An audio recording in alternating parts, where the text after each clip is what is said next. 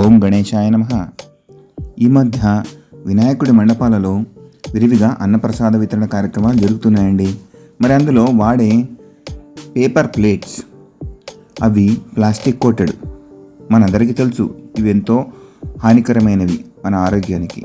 అయితే ఇవి నివారించడానికి ఎల్బీ నగర్లో ఒక 2 మండపాల వాళ్ళు కొత్తగా ప్రయత్నం చేశారు. కొత్తగా ఏం లేదండి, మన పాత పద్ధతే. స్టీల్ ప్లేట్లలో అరిటాకు వేసి వడ్డించడం. ఇలా దాదాపు 1300 మందికి వడ్డించడం జరిగింది. అలాగే నీళ్లు కూడా స్టీల్ గ్లాసులో ఇచ్చారు.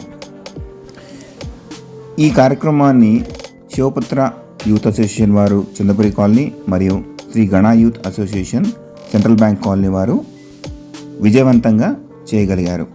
మనం కూడా ఇలాంటి ప్రయత్నం చేద్దాం, స్టీల్ బ్యాంక్ని ఏర్పాటు చేసుకుందాం.